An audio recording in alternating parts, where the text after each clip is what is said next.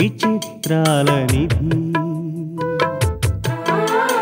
ఓ విధి విచిత్రాల నిధి వింత కథల సారథి ఆశ నిరాశల వారధి నిరంకుశ నిర్ణయాల నిర్దయవానిధి ఓ విధి విచిత్రాల నిధి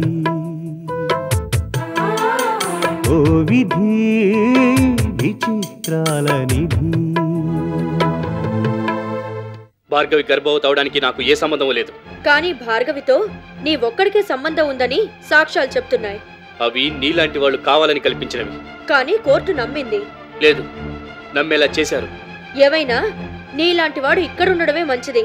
లేకపోతే ఇంకెంతమంది ఆడపిల్లల జీవితాలు నాశనం చేస్తావో. అయినా హత్యకు కూడా సిద్ధపడ్డ నీకు శిక్ష పడాల్సిందే. ఈ విషయం చెప్పడానికి నువ్వు వచ్చింది కాదు. నువ్వు ఎంత దుర్మార్గుడివో, నా కూతుర్ని ఎన్ని బాధలు పెట్టి చంపేశావో అందరికీ చెప్పాను. హంతకుడికి కావలసిన లక్షణాలన్నీ మొదటి నుంచి నీలో ఉన్నాయి కాబట్టి నువ్వే ఈ హత్య చేశావని అందరికీ చెప్తాను. ఇంత ఘోరం చేసినందుకు అవసరమైతే కోర్టులో నేనే సాక్ష్యం చెప్తాను. నీకు ఉరిశిక్ష పడేలా చేస్తాను. ఈ విషయం చెప్పడానికే వచ్చాను.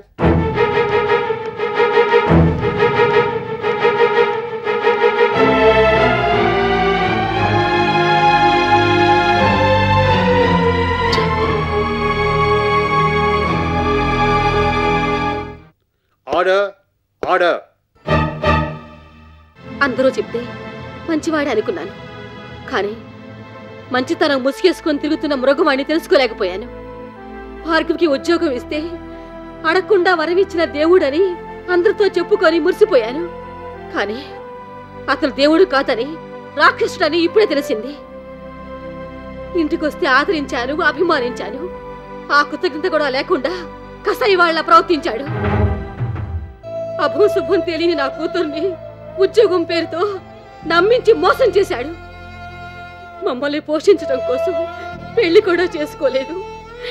నా కూతురు కూడా పెళ్లి చేసుకొని సుఖంగా సంతోషంగా ఉండాలని ఎన్నో కలలు కన్నాను, ఎన్నెన్నో ఆశలు పెట్టుకున్నాను. ఆ కలలన్నీ చెరిపేశాడు, నా ఆశలన్నీ తుంచేశాడు. పెళ్లి కాకుండానే గర్భవతిని చేసి దాని బతుకు నాశనం చేశాడు. దాన్ని చంపేసి నాకు శాశ్వతంగా దూరం చేశాడు. వీడు దుర్మార్గుడు, హంతకుడు, మోసగాడు. నా కూతురు భార్గవిని చంపింది వీడే వీడే వీడే.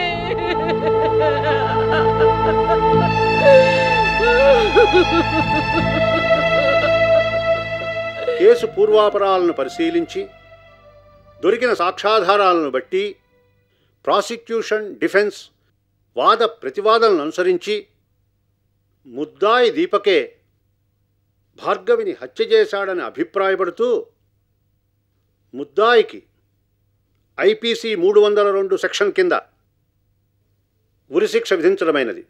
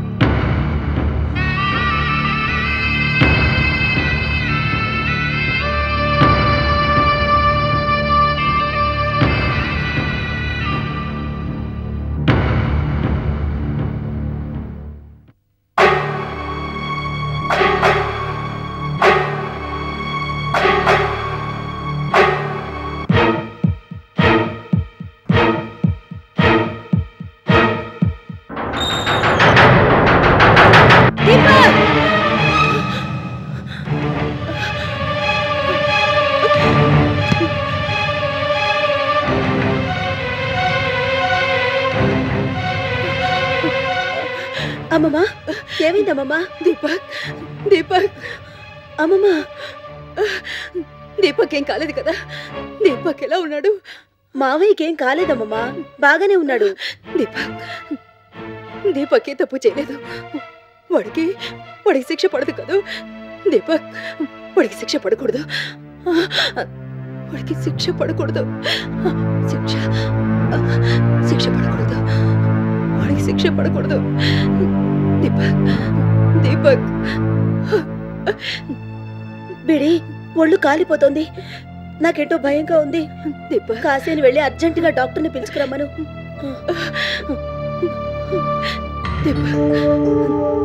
దీపక్ వాడికేం కాదు. వాడికి తప్పు చేయలేదు.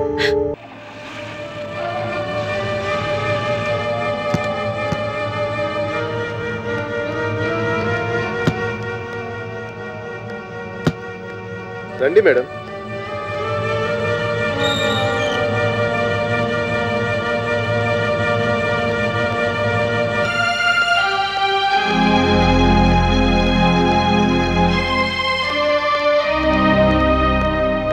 దీపక్ దీపక్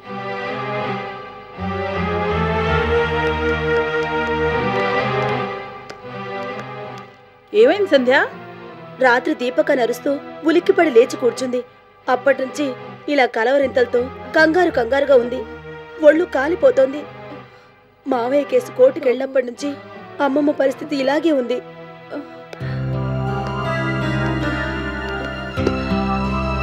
దీపక్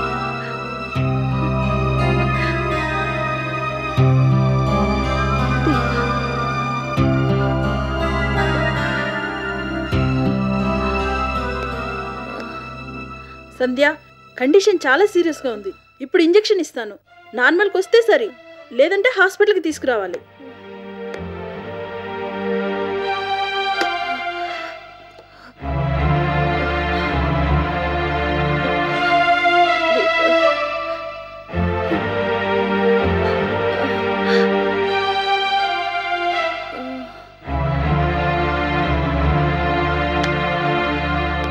కొంచెం కనిపెట్టుకొని ఉండండి.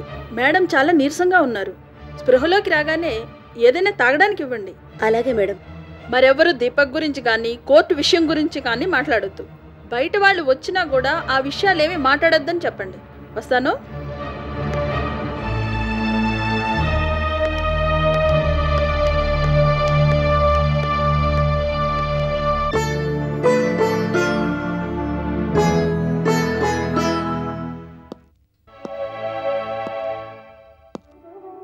కాశీ, ఎలా ఉన్నారు బాబు? మిమ్మల్ని అందరినీ బాధ పెట్టి చివరికి ఇక్కడికి చేరాను. బయటికి వస్తానన్న ఆశ లేదు, రేపటి మీద నమ్మకం లేదు. ఆ ఊరి శిక్ష ఏదో తొందరగా పడితే బాగుండుని అనిపిస్తుంది. బాబు అవును కాశీ, చెయ్యని నేరానికి శిక్ష అనుభవిస్తూ ఈ చీకటి గొడవల మధ్య ఎన్నాళ్ళు కూర్చోమంటాం? మీరు ఇలా అయితే ఎలా బాబు? కాస్త ధైర్యం తెచ్చుకోవాలి. నేనే హంతకుండా నిరూపించడానికి బలమైన సాక్ష్యాలు చూపిస్తున్నారు. ఉరిశిక్ష కూడా పడే అవకాశం లేకపోలేదు. అందుకే బతకడానికే కాదు, చావడానికి కూడా ధైర్యం తెచ్చుకుంటున్నాను. ఏంటి బాబు ఈ మాటలు? మీరింతగా దిగులు పడుతున్నారని తెలిస్తే అమ్మగారు అసలు తట్టుకోలేరు. ఇంతకీ అమ్మెలా ఉంది కాశీ? అమ్మగారి పరిస్థితి ఏం బాగోలేదు బాబు. రోజు రోజుకి ఆరోగ్యం పాడైపోతుంది. ఏమి తినడం లేదు, నిద్రపోవడం లేదు. మందులు మాకులే అమ్మగారిని బతికిస్తున్నాయి. నిజమా కాశీ? అవును బాబు. అమ్మలా అయిపోవడానికి కారణం నేనే కాశీ. అమ్మ మాట వినకుండా చేసిన తప్పే మళ్ళీ చేసి అమ్మని కష్టపెట్టాను. భార్గవి ప్రేమ మత్తులో ఉండి అమ్మకి ఆరోగ్యం బాగోలేదంటే ఇంట్లో ఉండి కూడా అమ్మని చూడలేదు. ఎలా ఉందమ్మా అని అడగలేదు, అసలు పట్టించుకోలేదు కాశీ. ఇవాళ చూద్దామన్నా చూడలేని పరిస్థితుల్లో ఉన్నాను. నా అంత దురదృష్టవంతుడు ఎప్పుడు ఉండడు కాశీ, ఉండడు. ఊరుకో బాబు. కేసు పూర్తయి శిక్ష పడే లోపల ఏదైనా జరగచ్చు. ఏ చిన్న సాక్ష్యం దొరికినా కేసు మనకు అనుకూలంగా మారి మీరు నిర్దోషిగా బయటికి రావచ్చు. అంతవరకు కాస్త ధైర్యంగా ఉండండి బాబు. మరి నేను వెళ్ళిరానా బాబు? మంచిది కాశీ.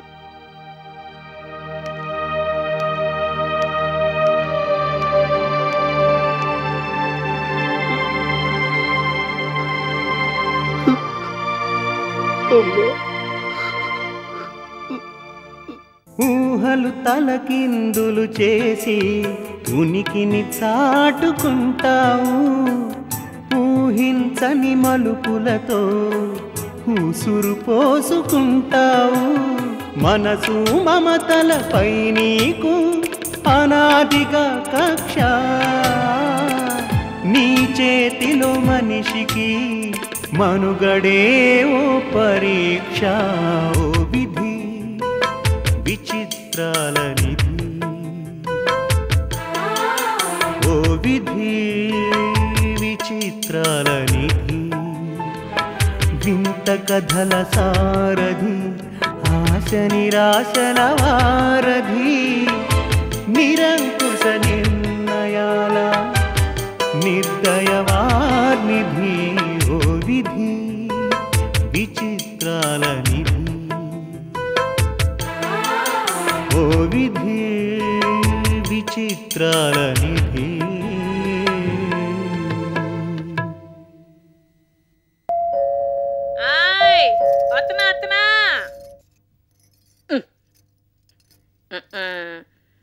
పని పాడలేదు. పొద్దున్నే ఎవరు వచ్చేసినారు? ఎవలే ఉంటారు బా?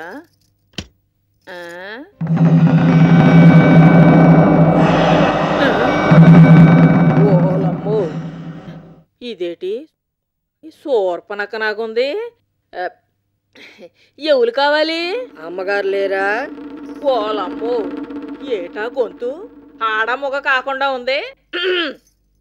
నీ పేరేటి చెప్పి. నీకు అనవసరం.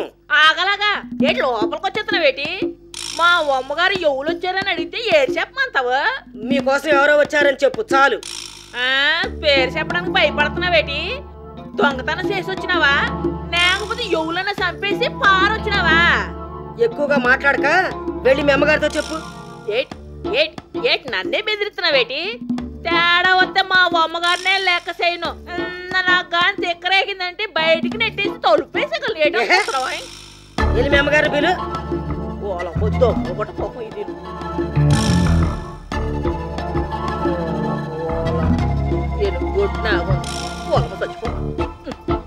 నూకాలు, నువ్వు ఎవరితో మాట్లాడింది?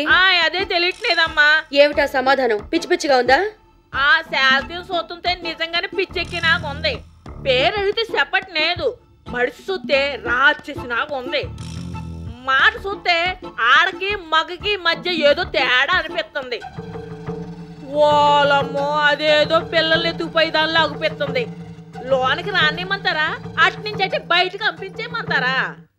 ఉండు. అమ్మగారు పద.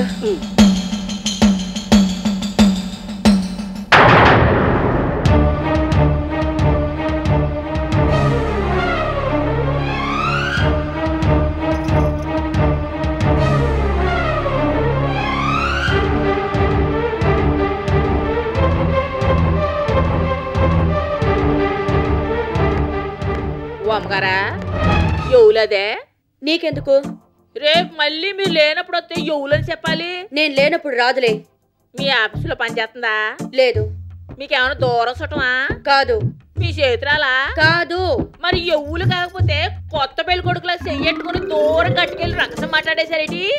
దిక్కుమాలిన ప్రశ్నలు వేయకుండా లోపలికెళ్ళు. దిక్కుమాల వాళ్ళందరూ వస్తే లేని తప్పు నాన్న అడిగితే వచ్చిందా? ఇలాంటి వాళ్ళందరూ సేరదిస్తే మళ్ళీ జైలు వెళ్ళి కూకుడవాలి. నువ్వు నోరు మూసుకుని లోపలికెళ్ళి పని చూసుకో. వెళ్తాను. ఎందుకెళ్ళను? అయినా పోయే కాలం వస్తే ఎవరు మాట ఎండ్రని పెద్దోళ్ళు ఊరికే అన్నేదు.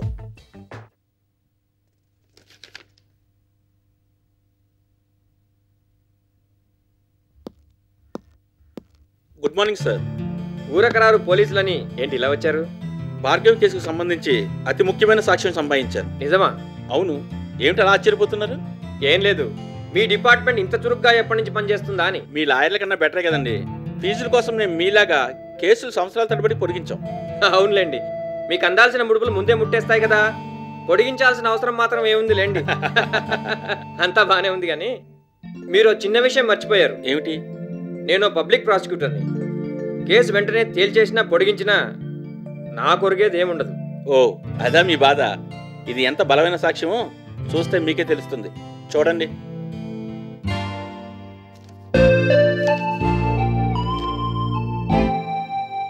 Very good. ఎలా సంపాదించారు? వేరే కేసుకు సంబంధించిన వివరాలు అనుకోకుండా దీనికి లింక్ అయిపోయాయి. ఇంకే ఇది కూడా యాడ్ అయితే కేసు తొందరగానే క్లోజ్ చేసేయచ్చు. ఈ కేసు ఇంత తొందరగా క్లోజ్ అవుతున్నందుకు నాకు చాలా ఆనందంగా ఉంది. నిజమేనా? ఆదాయం తగ్గుతుందని బాధగా ఉందా? ఒక్కోసారి తప్పదు. ఎంతైనా ప్రజాసేవకులు అప్పుడప్పుడు చిన్న చిన్న త్యాగాలు చేస్తూ ఉండాలి. మరైతే మనం కోర్టులో కలుద్దాం. నేను బయలుదేరినా? మంచిది. ఏదైనా అవసరం అయితే నేనే ఫోన్ చేస్తాను. Okay okay. See you.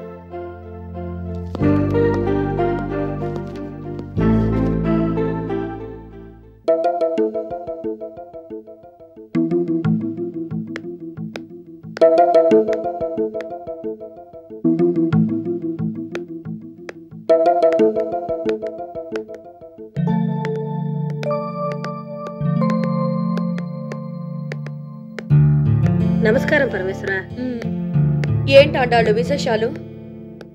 ఏముంది పరమేశ్వర, మెరిసేదంతా బంగారం కాదని ఇప్పుడిప్పుడే మనుషుల అసలు రంగులు బయటపడుతున్నాయి.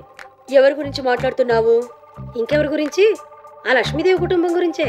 ఏమైంది? ఇంకేమవుతుంది పరమేశ్వర, అయిపోయింది, అంతా అయిపోయింది. ఏమైపోయింది? ఆ లక్ష్మీదేవి వైభోగం అయిపోయింది. ఇన్నాళ్ళు నా కొడుకు శ్రీరామచంద్రుడు అని తెగ మిడిసిపడిపోయేది. ఇప్పుడేమైంది? మొన్నటిదాకా కృష్ణావతారం ఎత్తి రాసలీలను వెలగబెట్టాడు. ఇప్పుడు కీచకావతారం ఎత్తి అమ్మాయిల్ని చంపుతున్నాడు. హరికథలాపి అసలు విషయం చెప్పు. దీపకు భార్గవి అనే అమ్మాయిని పెళ్లి కాకుండానే గర్భవతిని చేసి చంపేశాట. అంత పని చేశాడా? అవును పరమేశ్వర, అందుకేగా జైలుకెళ్లి తీరిగ్గా కూర్చున్నాడు. ఏముంది, ఎవరినో పట్టుకుని కొడుకుని బయటకు తెచ్చేస్తుందా లక్ష్మీదేవి? దానికి అలవాటేగా. ఆ పప్పులేవి ఉడకలేదుట, బెయిల్ కూడా ఇవ్వనన్నారట. చంపినట్టు సాక్ష్యాలు ఆధారాలు బలంగా ఉన్నాయి కాబట్టి ఉరి శిక్షో యావజ్జీవ కారాగార శిక్షో పడుతుందంటున్నారు. పాపం, ఈ వయసులో లక్ష్మీదేవికి ఎంత కష్టం వచ్చింది. అవును పరమేశ్వర, అందుకేగా ఆవిడ మంచం ఎక్కేసింది. జైల్లో కొడుకు, మంచం మీద తల్లి. ఏమవుతుందో